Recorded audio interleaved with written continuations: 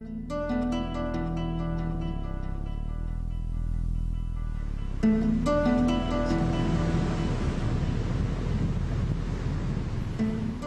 change now poses one of the principal threats to biological diversity on the planet. According to the Intergovernmental Panel on Climate Change, in its report released in April 2007, climate change will alter the structure and functioning of most ecosystems, will reduce biodiversity and therefore compromise the ecosystem services required by all life on Earth. Rising levels of greenhouse gases are already changing the climate. During the 20th century, global mean sea level has risen by 10 to 20 centimetres, and the overall volume of glaciers in Switzerland decreased by 2/3.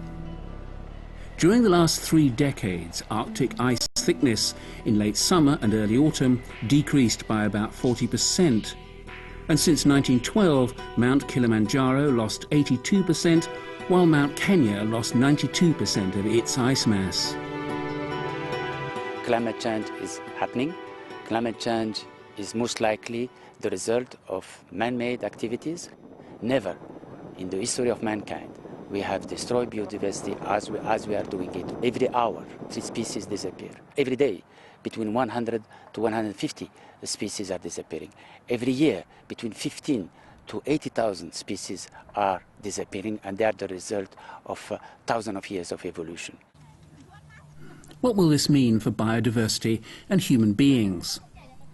In the coming decades, the added heat stress and drier soils as a result of climate change may reduce yields by as much as 1/3 in the tropics and subtropics, where crops are already near their maximum heat tolerance.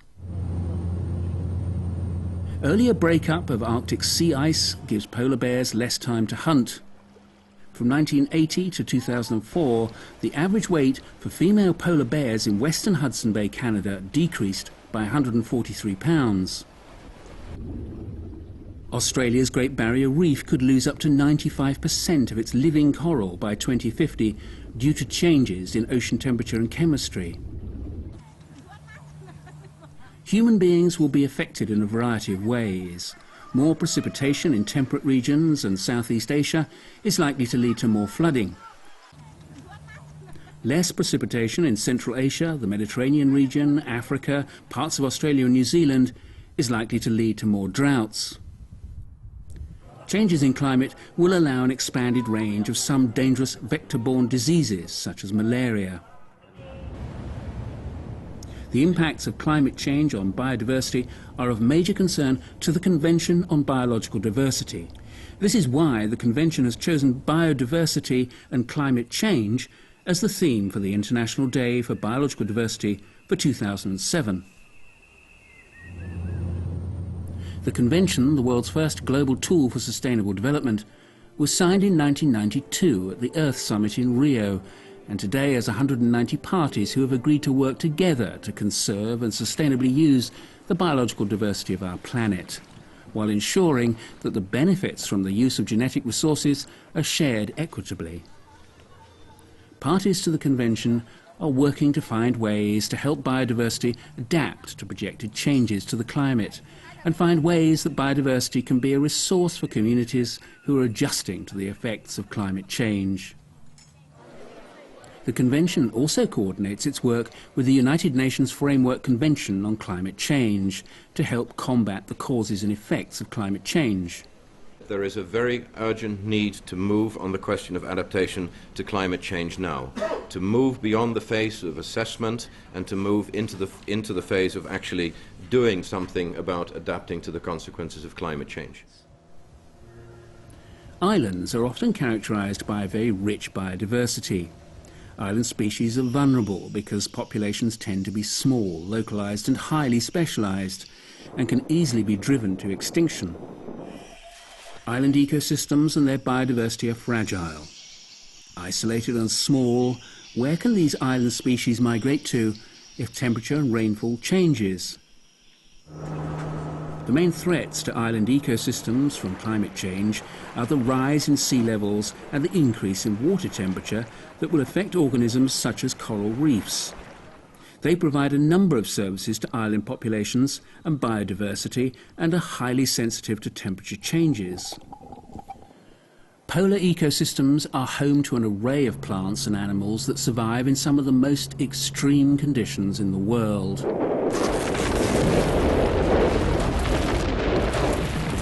Seas surrounding the Antarctic support a rich marine food chain. The biodiversity of the Arctic is fundamental to the livelihoods of indigenous people and local communities who have lived in the regions for years. Walruses, polar bears, seals and other marine mammals that rely on sea ice for resting, feeding and breeding are particularly threatened by climate change. The warming of the Arctic has repercussions in the rest of the world. Indeed, melting and highly reflective snow and ice uncovers darker land and ocean surfaces, increasing the absorption of the sun's heat and further warming the planet. Snow and ice melt also adds fresh water to the ocean, raising global sea level and possibly slowing ocean circulation, affecting global and regional climate. In southern Africa, there is evidence that the climate is already affecting the distribution and habitat of a range of species.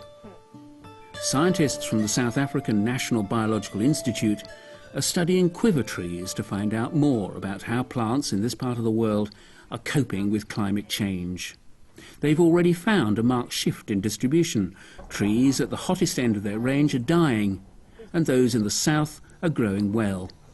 I remember clearly the moment that I looked at that graph that I drew, and I saw that it was so clearly showed that there was this pattern, and that the only explanation was climate change, and it was this.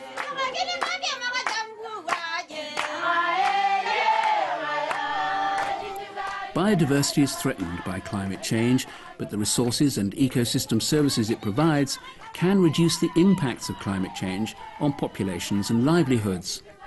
For example, the Chaga home gardens in Tanzania. Trees are not felled, food is grown among them. Even better, food is grown vertically, ensuring sustainability. If one crop does badly, there are others to take its place. The advantage of this home garden, it has got so many uses because it gives food for the people, it also gives food for the animals, and also it gives the cash crop, and we have got shade trees. It shade the coffee and it shade the banana. And these trees, roots fix nitrogen. Many elements of coastal ecosystems are important for protection against extreme weather and other events. For example, mangrove forests and coral act as natural breakwaters for the action of waves, as well as providing habitats for marine animals and reef fish, and generating revenues from tourism. Conservation of biodiversity in coastal ecosystems is a practical way to build resilience to climate change. So yes, biodiversity can assist and biodiversity should contribute, because healthy ecosystems are important for the health of human beings, but it's also important for the health of the atmosphere.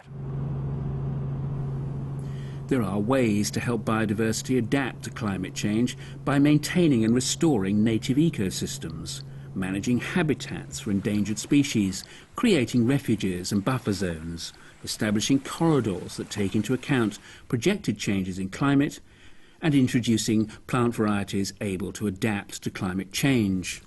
In ecosystems around the world, reducing the threats to biodiversity will help maintain diverse and resilient ecosystems, which can then cope with climate change.